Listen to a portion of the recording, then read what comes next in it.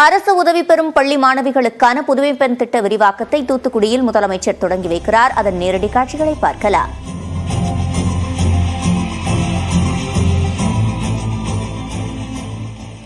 ஆறாம் வகுப்பு முதல் 12ஆம் வகுப்பு வரை தமிழ் வழியில் பயின்ற 4,25,000 மாணவிகள் புதுமை பெண் திட்டத்தால் இதுவரை பயன்பெற்றுள்ளனர்.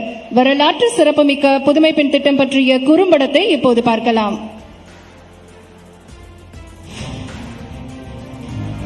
கல்வி எனும் நீரோடை ஏழை பணக்காரர், உயர்ந்தவர் தாழ்ந்தவர், கிராமம் நகரம் என்ற எந்த வேறுபாடும் இல்லாமல் அனைவருக்கும் கிடைக்க வேண்டும் என்ற நோக்கத்தின் அடிப்படையில்தான் 100 ஆண்டுகளுக்கு முன்பு நீதிக் கட்சி உருவானது. திராவிட இயக்கத்தின் அடிப்படை கொள்கை இதுதான். ஒரு சிற்பி சிலையை செதுக்கும் போது ஒவ்வொரு நொடியும் கவனித்து கவனித்து செதுக்குவதை போல திராவிட மாடல் அரசின் முதலமைச்சர் அவர்கள் அனைத்து திட்டங்களையும் தொலைநோக்கு பார்வையுடன் பார்த்து பார்த்து தீட்டுகிறார்.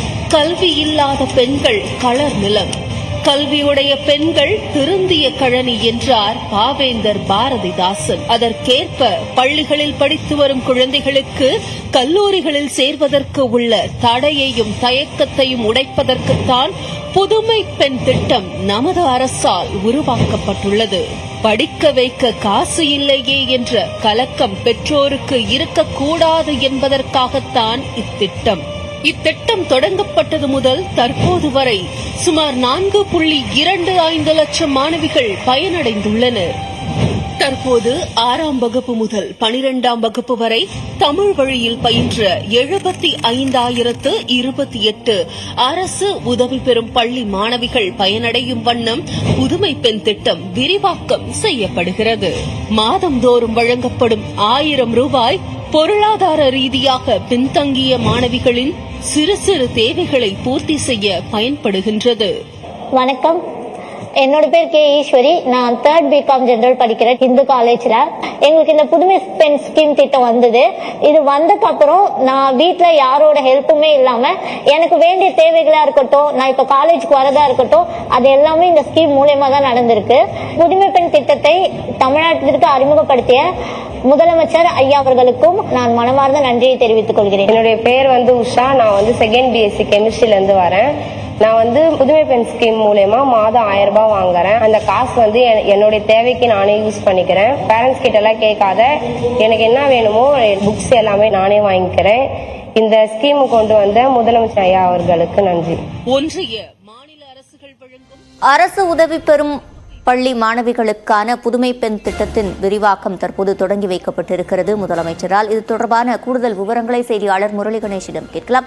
முரளி கணேஷ், இந்த திட்டம் விரிவாக்கம் செய்யப்பட்ட நிலையில் இனி எவ்வளவு பேர் இதன் மூலமாக பயனடைய உள்ளனர்? விவரங்கள்.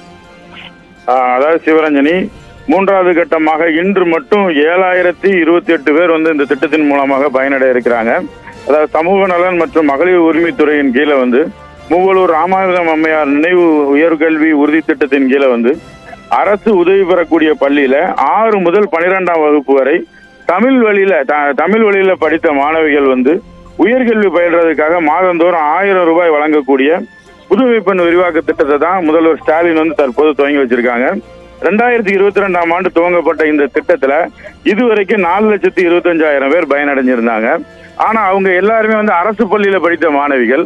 முதல் முறையா இப்பதான் இந்த திட்டத்தை விரிவாக்கம் செய்து அரசு உதவி பெறக்கூடிய பள்ளியில படித்த மாணவிகளுக்கும் இந்த திட்டம் விரிவுபடுத்தப்பட்டிருக்கிறது. இந்த திட்டத்தின் மூலமாக இன்று மட்டும் 7028 மாணவிகள் பயன்படுறாங்க. இதுல நம்ம இந்த திட்டத்துடைய சிறப்பு என்னன்னு சொல்லி பார்த்தோம்னா, ஏழை பெண்கள், விவசாய குடும்பத்தை சேர்ந்த பெண்கள் உயர்கல்வி தொடர முடியாத ஒரு நிலைமை என்பது கடந்த காலங்களில் இருந்தது. இந்த உதவித்தொகையின் மூலமாக அவங்க கல்வி கற்பதற்கான வாய்ப்பு அதிகரிச்சிருக்கு அப்படின்னு சொல்லி ஆய்வுல சொல்லப்படுது. அதே நேரத்தில் இந்த பயனடையக்கூடிய மாணவிகள் ஒரு சிலர்கிட்ட நாம பேசக்கூடிய சந்தர்ப்பங்கள் கிடைச்சது. அவங்க கேட்கும் என்ன சொன்னாங்கன்னா, இந்த மாதிரி கல்லூரியில எங்களுக்கு கல்வி கட்டணம் கூட வருது. சாதாரணமா கலைக்கல்லூரியில படிக்கணும்னாலே ஆண்டுக்கு 22,000 வரைக்கும் நாங்க ஃபீஸ் கட்ட வேண்டியது வருது. மாசம் 1000 ரூபாய் மாதிரி கொடுத்தாங்கன்னா மீத ரூபாயை எங்க பேரண்ட்ஸ் மூலமா நாங்க பண்ணிக்கிடுவோம் அப்படின்னு சொல்றாங்க. இதுல பயனடையக்கூடிய ஒற்றை பெற்றோர், அதாவது தாயையோ இல்ல தகப்பனையோ இழந்த குழந்தைகள் கடந்த காலங்களில் கல்வி கற்கிறதுல இருந்த சிரமம், அதாவது உயர்கல்வி தொடர்றதுல இருந்த சிரமம் தற்போது குறைந்ததாக பார்க்கப்படுகிறது. அதாவது கிட்டத்தட்ட 3% இந்த ஒற்றை பெற்றோரை இழந்த மாணவிகள் வந்து இந்த திட்டத்தின் மூலமாக பயனடைகிறாங்க. மாணவிகள் வந்து தங்களுடைய இலக்கை அடைகிறதுக்கு இந்த திட்டம் வந்து உதவியா இருக்குது அப்படிங்கிற மாதிரி தெரிவிச்சிருக்காங்க சிவரஞ்சனி. முரளி கணேஷ், நீங்கள் குறிப்பிட்டது போல பெண்கள் உயர்கல்வி பயில வேண்டும் என்பதை ஊக்குவிக்கும் விதமாகத்தான் இந்த திட்டம் உருவாக்கப்பட்டது 2022. தற்போது அது விரிவாக்கமும் செய்யப்பட்டிருக்கிறது. இது தொடர்பாக மாணவிகள் என்ன சொல்கின்றனர்? மாணவிகளை பொறுத்தவரைக்கும் பார்த்தா என்ன சொல்றாங்க அப்படின்னு சொல்லி நம்ம அவங்க மாணவிகள்கிட்ட பேசுறதுக்கு உண்டான சந்தர்ப்பங்கள் கிடைச்சிது. இந்த உதவி பெறக்கூடியவங்க உதவி பெறக்கு வந்திருக்கவங்ககிட்ட பேசும்போது என்ன சொல்றாங்கன்னா, தங்களுடைய பேரண்ட்ஸ் வந்து ரொம்ப கஷ்டப்பட்ட சூழ்நிலையில இருக்கிறாங்க. ஒருத்தர் வந்து டீ கடையில எங்க அப்பா டீ மாஸ்டரா வேலை பார்க்குறாங்க. மாசம் வந்து அவங்களுக்கு தினம் வந்து 500 ரூபா சம்பளம், அதுல பாதி நாள் வேலை இருக்காது. இப்படிப்பட்ட சூழ்நிலையில என்னால வந்து கலைக்கல்லூரி தொடர முடியாத ஒரு நிலைமை இருந்தது. இந்த திட்டத்தின் மூலமா மாசம் 1000 ரூபாய் கிடைக்கிறதுனால என்னால வந்து உறுதியா வந்து மாணவி அனிதா அவர்களை அன்போடு மேடைக்கு அழைக்கின்றோம்.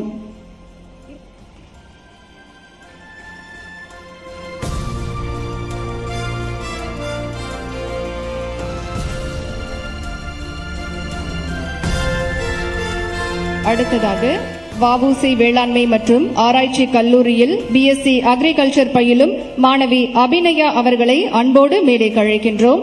இவர்களோடு பாரத ஸ்டேட் வங்கி பொது மேலாளர் திரு ஜோபி ஜோஸ் அவர்களையும் அன்போடு மேடைக்கு அழைக்கின்றோம். அடுத்து ஜெயராஜ் அன்னபாக்கியம் சிஎஸ்ஐ பொறியியல் கல்லூரியில் பிடெக் ஐடி பயிலும் மாணவி விசாலினி அவர்களை அன்போடு மேடைக்கு அழைக்கின்றோம்.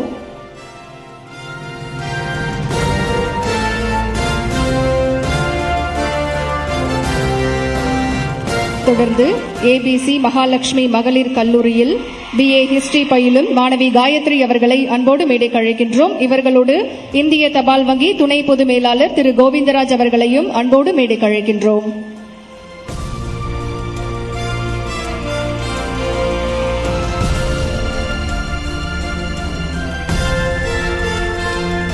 அடுத்ததாக மீன்வளம் மற்றும் ஆராய்ச்சி கல்லூரியில் பயிலும் மாணவி சுவாதி தமிழ்ச்செல்வன் அவர்களை அன்போடு மேடைக்கு அழைக்கின்றோம்.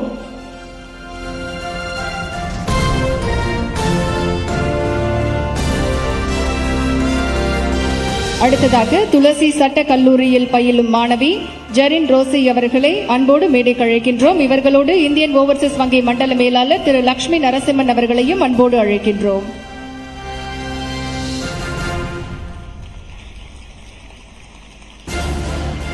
தொடர்ந்து அரசு மருத்துவக் கல்லூரியில் எம்பிபிஎஸ் பயிலும் மாணவி பாரதி சேகர் அவர்களை அன்போடு மேடைக்கு அழைக்கின்றோம்.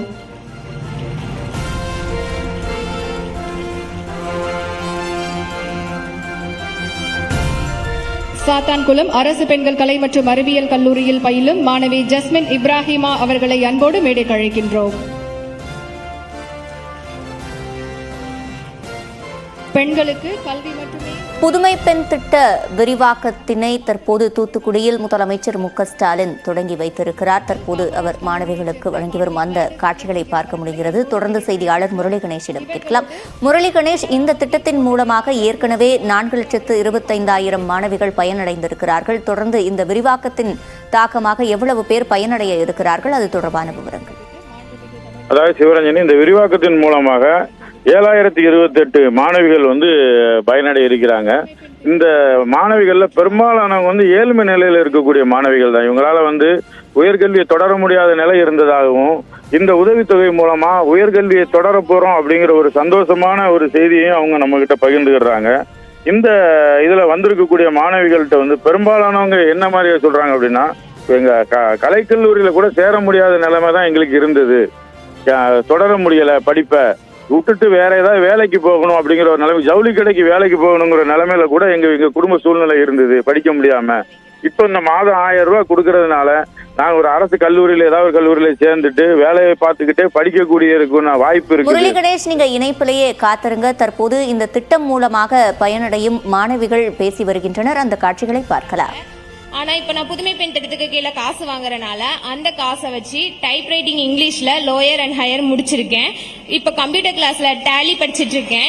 இதுக்கப்புறம் நான் பைத்தான் படிக்கலாம்னு நினைச்சிருக்கேன். அது மட்டும் இல்லாம என்னோட தனிப்பட்ட செலவு எல்லாத்துக்குமே இந்த காசு ரொம்ப யூஸ்ஃபுல்லா இருக்கு. இப்படி ஒரு புரட்சிகரமான திட்டத்தை கொண்டு வந்த தமிழக முதல்வர் ஐயா அவர்களுக்கு என்னோட சார்பாகவும் என்னோட குடும்பத்தோட சார்பாகவும் நன்றியை தெரிவித்துக் கொள்கிறேன். நன்றி, வணக்கம். மிக்க நன்றி. அடுத்ததாக மாணவி கஷிகா அவர்களை அன்போடு மேடைக்கு அழைக்கின்றோம்.